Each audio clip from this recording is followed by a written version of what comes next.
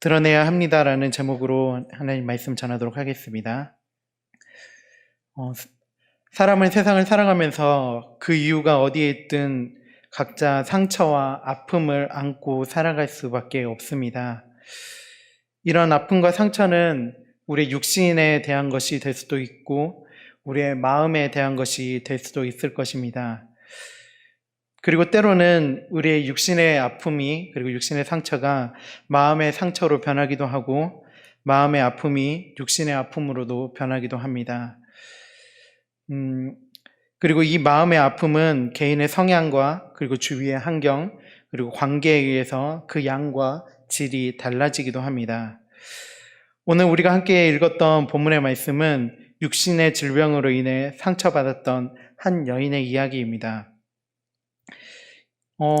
이 여인의 이야기는 마태, 마가, 누가, 요한 4개 복음서에서 다 적고 있는데요. 4개 복음서에서는 이 여인의 신상에 대해서는 정확하게 나와 있는 곳이 없습니다. 그저 혈루병이 걸려 있다는 것과 그 병을 12회나 앓았다는 것만이 기술되어 있을 뿐입니다. 우리는 이런 짧은 정보로 여인의 현재 상황이 어떠한지, 여인에 대한 세간의 시선이 어떠한지, 그리고 여인이 어떤 삶을 살았는지, 그리고 어떤 마음의 상처를 갖고 있는지는 정확히 알 수 없습니다. 대신 우리는 이런 단편적인 정보들, 그 안에 담겨져 있는 정보들을 보고 여인의 상태를 추정할 수밖에 없을 뿐입니다. 오늘 말씀에서처럼 여인은 혈루증이라는 병을 앓고 있습니다. 이 혈루증이라는 병은 어떤 질병인지 정확히 성경에서는 쓰여져 있지 않고 있습니다. 영어 성경에서는 이 병을 출혈로 인한 병이라고 적고 있고 많은 성경 학자들은 이 병에 대해서 비정상적이고 비정기적인 여성 질환에 의한 출혈이라고 적고 있었습니다. 설명을 종합해 보면 대부분의 여성들은 이제 신체적인 그런 특성으로 인해서 오랜 기간 동안 정기적으로 이제 출혈 이런 경험하게 될 겁니다. 그래서 그런데 오늘 등장하는 여인은 그 정기적인 출혈 이외에 지속적이고도 비정기적인 그리고 다른 여성이라는 신체를 가진 사람들이 겪었던 것보다 더 긴 시간 동안 출혈로 인해서 고통을 받고 있었다라는 이야기입니다. 그리고 이 여인은 그런 병을 12회, 12년 동안이나 앓고 있었다고 성경은 설명하고 있습니다. 매달 그 일주일이나 혹은 그것보다 더 적은, 어떤 사람들은 그것보다 조금 더 긴 기간 동안 이렇게 불편하고 아픈 것들을 경험하셨을 겁니다. 저와 같은 남성들은 이 병이 아니죠. 제가 좀 말이 좀 헷갈리는데요. 좀 여성분들에 대한 부분이다 보니 조금 제가 조심스럽게 말해야 돼서 좀 헷갈립니다. 그런데 저와 같은 남자들은 그 병을, 또 병이라고. 네, 그 상황들을 정확하게 이해를 잘 못합니다.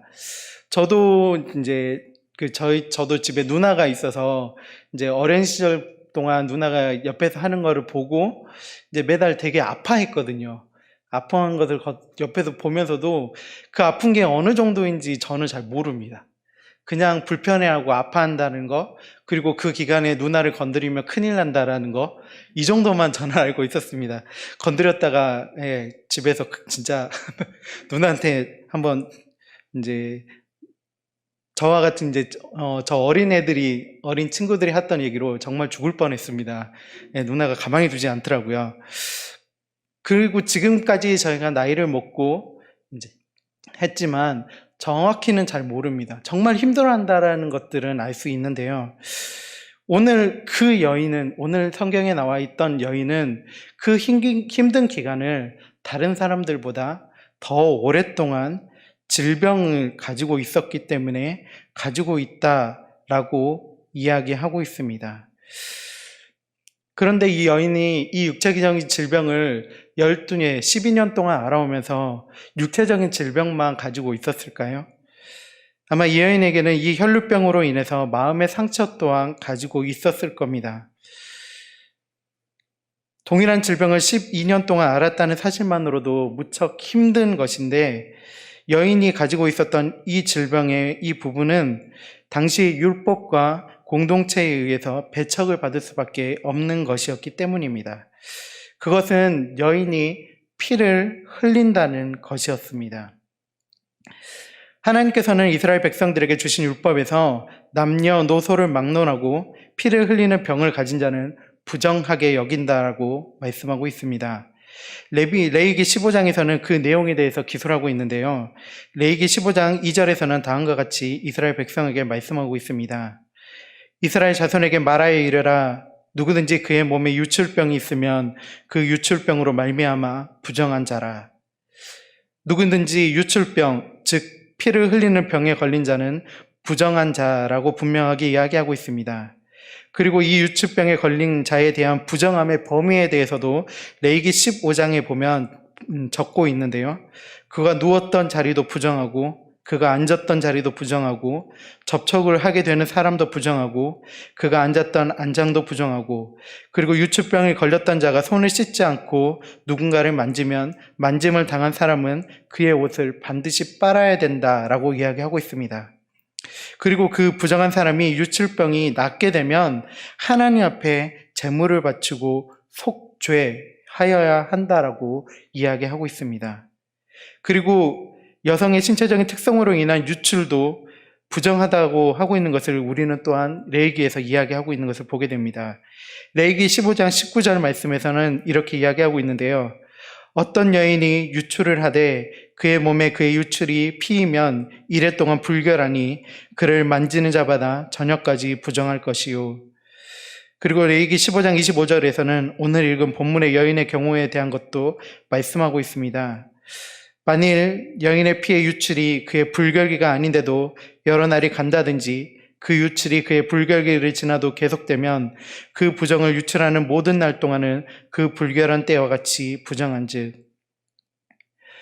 율법에서 기술하고 있는 것 같이 피를 흘린다는 것, 그것은 여성에 대한 부분뿐만 아니라 모든 사람들에게 마찬가지였는데, 피 흘린다는 것 자체가 부정하고 죄라고 이야기하고 있습니다. 그래서 그 과정을 겪었던 사람들은 사람들과 접촉하거나 함께 있을 수도 없고, 그 죄로 말미암아 이제 병이 낫게 되면 속죄를 하는 과정 또한 겪어야 한다고, 있어야 된다라고 이야기하고 있습니다. 이처럼 피를 흘린다는 것은 육체적 고통 가운데 있는 것뿐만 아니라 정신적인 고통 가운데 놓일 수밖에 없다라는 것을 의미하는 것입니다. 그것은 아까도 얘기했듯이 피를 흘리는 것은 부정한 것이고 사람들과의 접촉도 차단이 되는 것이기 때문에 그 기간 동안에는 사람들을 만날 수도 없고, 그 기간에, 그리고 그 병에 걸렸던 사람들은 사람들로부터 다른 사람들이 자신들의 정결함을 지키기 위해 멀리하고, 그리고 그 공동체에서 떨어져 나갈 수밖에 없는 기간에 놓여 있다는 것을 의미하고 있기 때문입니다. 그런데 이 오늘 본문에서 나왔던 여인은 그런 상황들을 무려 12년 동안이나 겪을 수밖에 없었습니다. 아마 우리가 유추해 보기는 이 여인은 이 상황들로 인해서 무척 육체적으로도 힘들었겠지만 정신적으로도 많이 지치고 힘든 상황이었을지 모릅니다. 그런 여인이 사는 동네에 어느 날 예수님께서 찾아오신다라는 소문이 들렸습니다.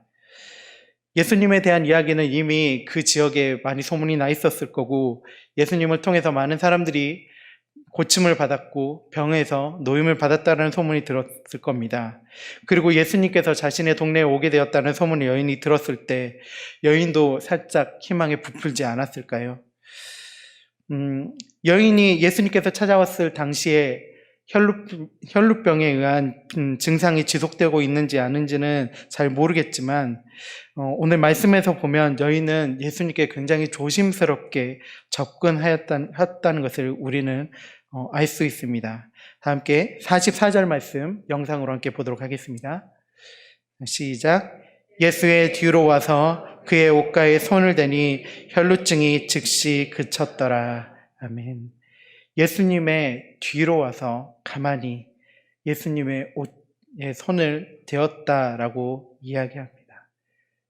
다른 사람들의 눈을 조심조심 피해서 혹시 예수님도 자신을 그렇게 다른 사람들처럼 바라보지는 않을까라는 그런 염려도 아마 있을 수도 있었겠지만 다른 것보다는 여인은 무척이나 조심스럽게 예수님께 다가와 그 마음으로 낫기를 원하는 마음으로 예수님의 옷에 손을 댑니다. 그랬더니 12의 혈루증 앓았던 여인은 예수님의 옷에 손을 대고 나니 그 즉시 혈루증이 그쳤다라고 이야기하고 있습니다. 43절에서는 그 여인이 얼마나 이 병에 대해서 고침을 받고 싶었는지 알 수 있는데 그동안 예수님을 만나기 전에는 그동안 그 누구도 그 아무도 이 여인의 병을 고치지 못했다고 적고 있었습니다. 여인은 얼마나 기뻤을까요? 자신의 혈루증이 그대로 그치고 병이 나았을 때 이제 자신의 육신의 이 질병에서 벗어날 수 있겠다라는 그 생각과 함께 다른 사람들의 자신을 부정하게 여기는 그 시선에서도 벗어날 수 있겠다라고 생각했을 겁니다. 여러분, 피를 흘린다는 것은 부정한 것입니다. 부정한 것이라고 하나님께서는 우리에게 이야기하고 있습니다. 하나님의 말씀의 율법에서도 그렇게 적고 있고 그 당시 이 시대를 같이 살았던 모든 사람들의 눈에서도 그 관점에서도 부정한 것이었습니다. 이 피 흘림은 어느 한 시대, 이 예수님께서 등장했던 시대에만 부정하게 여긴 것은 아니었습니다. 오랜 시간, 아까 우리가 레위기에서도 말씀에서도 보았듯이 구약과 신약의 시대에 걸쳐서 공통적으로 존재한 것이었습니다. 그런데 이제 사람들에게서는 이 피 흘림이 부정한 것이지만 하나님께서는 말씀에서 우리의 성경을 통해 이 부정한 피 흘림을 정결함으로 바꾸는 것을 단 2번 우리에게 말씀해 주고 있습니다. 그 구약에서 한 번, 그리고 신약에서 한 번 이렇게 행하시는데 그 첫 번째는 하나님께서 이스라엘 자손들에게 허락해 주신 제사라는 방법을 통해서 우리에게 보여주고 있습니다. 인간은 창세기 아담과 하와의 그리고 그로부터 파생되었던 그 죄로 인해서 죄인이 될 수밖에 없었습니다. 그리고 그 죄로 인해서 인간은 죽을 수밖에 없는 죄인이 되었습니다. 그런데 하나님께서는 사람들에게, 이스라엘 백성들에게 인간의 죄를 대신해서 그 죄를, 인간의 죄를 동물들에게 전가하고 그 동물들이 피를 흘림을 통하여 인간의 죄가 사함을 입었다라고 여겨주시겠다라는 것들을 허락해 주셨습니다. 그것이 아까도 말씀드린 제사였습니다. 그런데 하나님께서 우리 인간들에게 그리고 이스라엘 백성들에게 허락해 주신 이 제사는 완벽한 정결함으로 가는 방법이 아니었습니다. 그렇기 때문에 사람들은 끊임없이 자신들의 죄를 동물들에게 그리고 소나 양과 염소, 비둘기에게 전가시키고 그 동물들이 피를 흘리는 그 예식을 통하여 계속해서 정결하다는 증거를 하나님으로부터 얻어야만 했습니다. 그것은 이제 신약의 시대로 와서 이제 종결이 되기 시작하는데 예수 그리스도의 십자가 사건을 통해서 이제 그 예수 그리스도의 피 흘림을 통해 인간에게 완전한 정결함을 이제 하나님께서 허락하여 주셨습니다.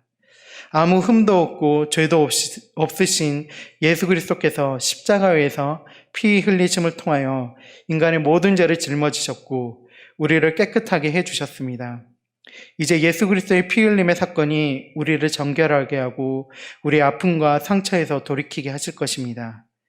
그 앞에서 우리는 오늘 혈루병 걸린 여인이 예수 그리스도의 옷자락을 잡은 것처럼 예수 그리스도의 옷자락을 우리도 동일하게 잡음을 통해 우리의 안에 상처받은 것들이 있다면, 우리의 마음과 우리 육신의 상처가 있다면 반드시 회복될 수 있을 것입니다. 그렇다면 예수 그리스도의 옷자락을 잡는다는 것, 우리의 아픔과 상처를 회복받는다는 것을 통해서 우리에게 요구되고 있는 것이 무엇일까요? 먼저는 우리는 예수 그리스도 앞에서 우리의 상처와 수치스러운 부분들을 드러내야 합니다. 다 함께 영상으로 47절 말씀 함께 보도록 하겠습니다. 시작. 여자가 스스로 숨기지 못할 줄 알고 떨며 나와 엎드려 그 손댄 이유와 곧 나은 것을 모든 사람 앞에서 말하니. 아멘. 이미 예수께 손을 댄 것만으로도 여인은 치유를 받았지만 여인에게는 이제 자신이 완전히 치유받았다라는 확실한 증거가 증명이 되어야 했습니다. 그것은 완전히 현상적으로 보여지는 것이 아니었기 때문에 그런 능력을 행할 수 있는, 그리고 그 능력을 지속해서 하실 수 있는 그 분으로부터 공증을 받아야 했던 것입니다. 그 여인에게 이제 예수님께서 여인을 찾습니다. 이제 그 자리에 수많은 사람들이 모여 있었기에 예수님께서 자신에게 능력이 나갔다라고 얘기했을 때 여인은 도망갈 수 없는 상황이었을 것입니다. 여인은 그럴 때 그 자신이 감추었던 상처, 그리고 육신의 상처와 그 마음의 상처를 예수님께 드러내어 이야기했습니다. 그리고 예수님으로부터 회복의 선포를 듣게 되었습니다. 여인과 같이 예수님 앞에 자신이 감추었던 수치와 상처를 드러내고 삶의 치유를 받았던 경우는 우리는 말씀에서도 더 볼 수 있는데요. 남편이 5이나 있었던 사마리아 여인도 있었고, 자신의 아이를 살리기 위해 개라는 소리를 들었던 이방의 여인도 있었습니다. 그들은 모두 자신의 수치를 예수님 앞에 드러내었을 때 예수님으로부터 회복해 되는 은혜를 얻었습니다. 우리가 예수님 앞에 무슨 감출 게 있겠습니까? 하나님 앞에 우리가 무엇을 감출 것이 있겠습니까? 만약에 다른 사람들 앞이라면 우리는 감추고 싶을지 모릅니다. 그것이 우리가 신뢰하는 사람이 되었든 그렇지 못한 사람이 되었든 우리가 우리의 아픔과 우리의 상처와 우리의 수치스러운 부분들을 드러낸다는 것은 때로는 그 드러낸다는 것 자체만으로도 나에게 어려운 일이고 상처가 되는 일이 될 수 있기 때문입니다. 하지만 우리의 상처를 드러내는 대상이 하나님이라면, 예수 그리스도라면 그것을 우리가 감출 필요가 없습니다. 우리의 육신의 아픔 또는 마음의 상처, 그 모든 것을 우리는 드러내야 합니다. 예수 그리스도의 발 아래 엎드려 우리의 상처를 드러내어 다 말하고 예수님의 옷자락을 우리는 붙잡아야 합니다. 그리고 그 옷자락을 붙잡고 나아갈 때 예수님께서는 우리에게 회복을 반드시 허락하여 주실 것입니다. 그것은 하나님께서 피 흘림이라는 것을 부정한, 사람의 눈으로 봤을 때 부정한 피 흘림을 하나님의 능력으로 예수 그리스도의 십자가의 피 흘림을 통해서 정결함으로 완벽하게 바꿔주셨기 때문입니다. 또 하나 여기서 한 가지 더 우리에게 주시고 계신 것은, 내가 아픔의 대상이 아닌 타인이 아픔의 대상 가운데 있을 때 우리의 자세에 대해서도 우리에게 잠깐 보여주고 있습니다. 혈루병 걸린 여인이 예수님께 자신의 아픔에 대해서 아뢰었을 때 이 자리에는 다른 많은 사람들도 있었을 것입니다. 아까도 보았듯이 베드로도 있었고 다른 제자들도 함께 있었을 것입니다. 그런데 그 여인이 예수님께 자신의 아픔에 대해서 아뢰었을 때 예수님 이외에는 그 아픔에 대해서 언급한 이가 아무도 없었습니다. 그 여인에 대해서 아무도 이야기하지 않았던 것입니다. 이처럼 우리가 만일 타인의 아픔에 대해서, 타인의 육신의 아픔 또한 마음의 아픔에 대해서 듣게 된다면 우리는 예수님 앞에 나와 그 사람의 회복을 위해서 함께 기도하고 함께 아파해 줄 뿐, 우리는 그 상처에 대해서 함구해 주어야 합니다.